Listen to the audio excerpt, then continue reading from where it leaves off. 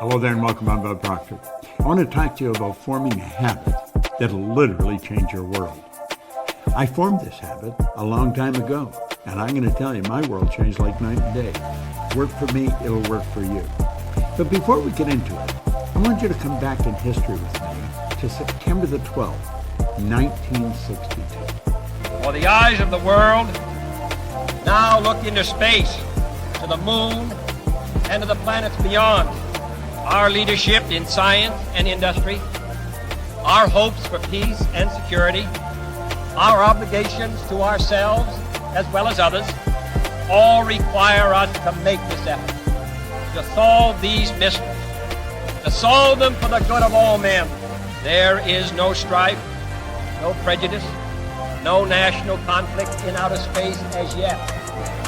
Its hazards are hostile to us all. Its conquest deserves the best of all mankind. We choose to go to the moon. We choose to go to the moon.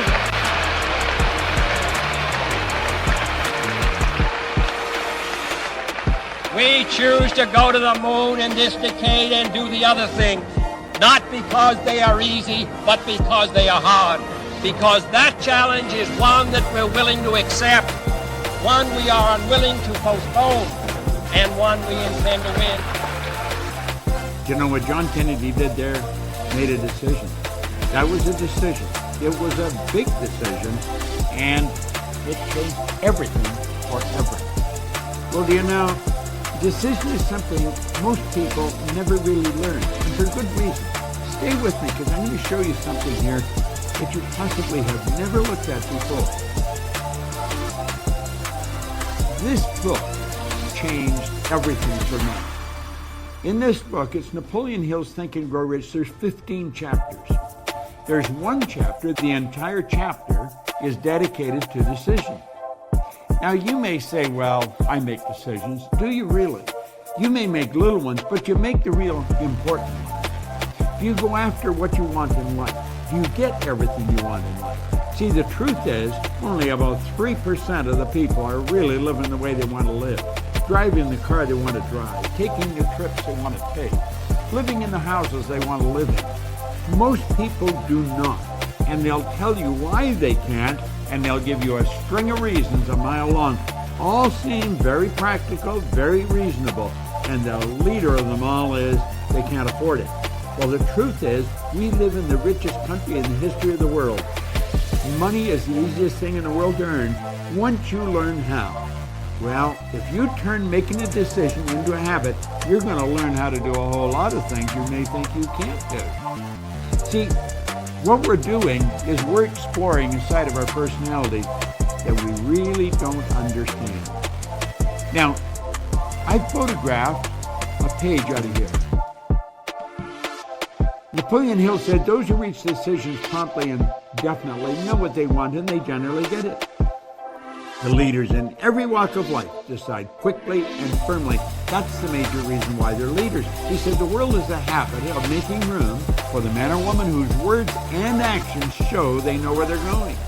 And he went on to explain why we have difficulty here, for very good reason.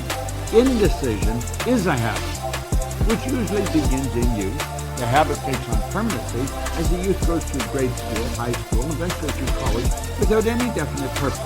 The major weakness of all educational systems is they neither teach nor encourage the habit of definite decision. Now, why is that? Well, the truth is, most people really don't know. We're dealing with a side of our personality that most people do not understand. What you see here is not me. This is my body. You never hear anyone say, am hand. You see, we've got to take a look at the non-physical side of ourselves. President Lincoln put that very well. He said, to believe in the things you can see and touch is no belief at all. But to believe in the unseen is a triumph and a blessing. Well, let's look at this. Making a decision, we're going into the unseen part of ourselves, using faculties most people don't even know they've got. You see, Einstein said the intuitive mind is a sacred gift. Well, he said the rational mind is a faithful servant. He said, we have created a society that honors the servant and has forgotten the gift. What is a servo? Well, there it is there. It's our sensory factors. We can see, hear, smell, taste, touch. What are they for? They're to help us correspond and communicate with our outside world. But you know that the physical world is nothing but the manifestation of the non-physical world. That's right. Here we've got something that's nothing short of a miracle when we look at it properly. This is a little cell phone. It has more power than the computer head that took the first rocket to the moon. Think of that. And I'm carrying it around in my pocket. I can touch a button and bang, like that, send a picture to you, and you'll get it simultaneous with me sending it. How does all that happen? Well, it happens because we're dealing with the non-physical side of ourselves. We're dealing with just pure power. How do we get at that? Well, we've been gifted. We've been gifted with something no other form of animal life has. We have these higher faculties. We've got perception, memory, imagination, will, reason, intuition. I want you to shift your perception for a moment of yourself. You know, our good friend, the late Wayne Dyer, he put it very well. He said, when you change the way you look at something, what you look at will change. Change your perception. Do you know the reason most people don't make decisions? Because they can't see how they're going to get there. So what do? They keep doing things that they can see how they're going to get there. And that's why their life never really changes. Stick with me here for a moment. Think of you. You are a massive energy and you function on frequency. That's what you are. Take a look at yourself. Here's a shot taken by Curlian photography. Semyon Curlian was a Russian who perfected a form of photography way back in the early 30s that'll photograph mass where you can photograph the energy leaving the body. There's a glow of energy around you. This physical thing we live in is a massive energy. Well, we're going to be talking about the non-physical side. You see, a frequency is a level of vibration. Do you know vibration is a natural law of the universe? Everything vibrates, nothing rests. We live in an ocean of motion. Now, there's an infinite number of frequencies. Now get this. Let all these lines represent levels of vibration, okay? Levels of vibration, as we said, are referred to as frequencies. You and I think on frequencies. The highest function we're capable of. Now here's where you really want to pay attention. This, if you get this, if I communicate this effectively, your life can change, because it sure changed mine. We think on a frequency. And the frequency we think on dictates the results we get. So we're sitting here and you say, these are the results, but this is where I really want to go, and we point to a star. Somebody says, what do you really want? I really want to be wealthy. Do you know that most people never live the way they really want to live? They don't. They never earn the amount of money they can. They don't live in the house they really want to live in. They don't take the vacations they really want to take. Why? Because they don't know how. You see, when they set those targets, they look off into a space and they see nothing. Now look here for a moment. These lines represent levels of frequency, or you could say levels of awareness. But when we set the target way up there, it's all gone. We don't know how to get there. Think of it. Think of what Steve Jobs said. You cannot connect the dots looking forward. You can only connect them looking backward. So you have to trust that the dots are going to connect as you go ahead. Now that's pretty big. If you're going to look at the unseen, you have to use the higher faculties. That's what Einstein talked about, the sacred gift.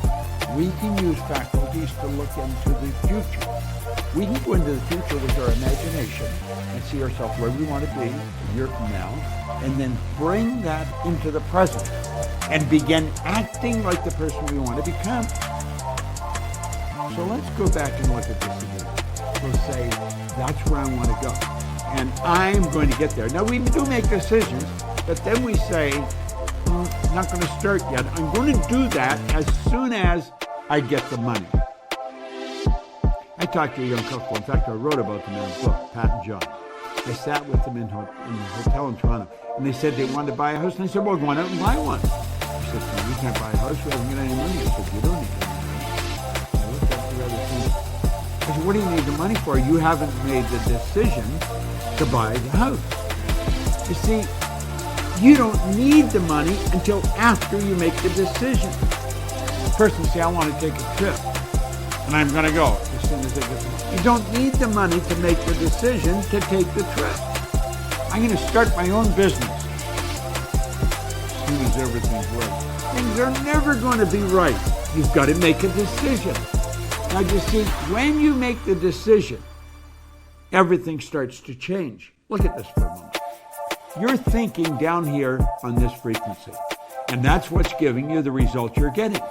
If you want to go where you say you want to go, you've got to get on that frequency. You see, the truth is, you're not thinking about getting there.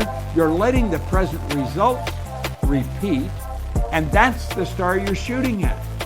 You're going to get the same results over and over and over again as long as you keep your thinking there. You've got to get your thinking up on this higher frequency. Because when you get on that frequency, the thoughts and things that are going to come into your mind will take you there. How do you think we got to the moon? Kennedy didn't know how to get to the moon. When he asked Dr. Wernher von Braun, who is considered the father of the space program, what will it take for us to build a rocket to carry a man to the moon and bring him back safely to Earth? He said the will to do it. The will is one of the higher faculties. That's what Einstein was talking about. The will gives you the ability to focus on one thing to the exclusion of everything else. When you focus on that one thing, you're on that higher frequency. How do you do that? Well, first, you got to make a decision to go there. You see, your mind and thoughts must be focused on the same frequency as your goal. How do we do that? We make a committed decision. That's where I'm going. And when you make the committed decision, that's irrevocable. You cannot go back. You shut the past off. You begin thinking on this higher frequency, and you think and act like the person you want to become. Does it sound preposterous? That's what the Wright brothers did, and they introduced us to a new kingdom. That's what Sir Edmund Hillary did. I had the good fortune of working with him. He was a beekeeper from Auckland, New Zealand. He was the first person to ever climb Mount Everest. He didn't know how to get to the top of that mountain until after he got there. He trusted in the image that he held in his mind. You got to trust in the image you hold in your mind. You got to think like the person you want to become. It takes a decision to get up on that higher frequency. And the second you make the decision, everything starts to happen. But you got to believe you can do it. The moment your belief matches with any state, the higher frequency is the state. The moment your belief matches with any frequency, you fuse with it, and this union results in the activation, the projection of thoughts and plans and conditions and circumstances. Things start to happen. Think about it. You're going to a dance, you need the new dress. You make a decision, you don't know where the money's coming from, but you've got to have the dress. You get the dress. You want that car, you make a decision, you get the money, you get the car. The moment your belief matches with any state, you fuse with it. And this union results in everything that happens. Now look, this new state of conscious awareness becomes your home from which you view the world. You're operating at a different frequency. Don't expect a lot of support from the people around you. They don't know what you're doing. They probably think you've gone a little crazy.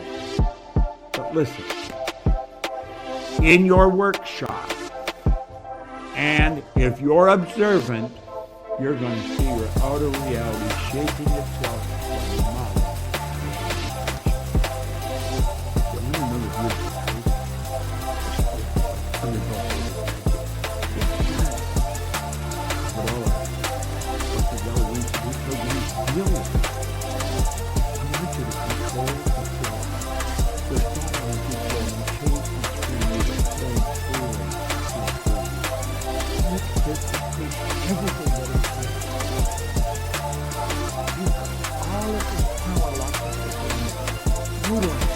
What you want. Quit going after things you already know how to get. There's no real gain in that.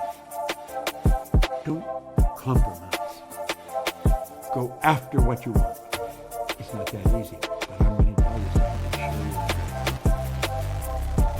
something. Turn decision making into a habit. And when you do that, everything changes. See, I didn't go back to school. No formal education. I didn't gain any business experience. I made a decision and bang, away I went. And everything started to fall into place. I opened offices in different countries, different cities. Earned all kinds of money. I had money coming to me while I was sleeping. And so can you. You turn this into a system, you can get more money for your sleeping than you're spending your awake. Decision will change your world.